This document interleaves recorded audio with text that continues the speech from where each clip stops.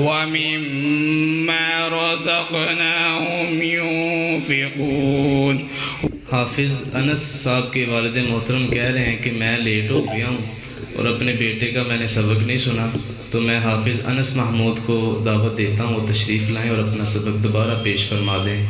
हाफिज़ अनस महमूद।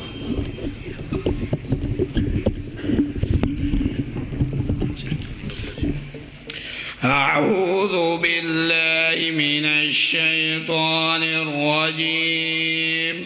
بسم الله الرحمن الرحيم. ألف لام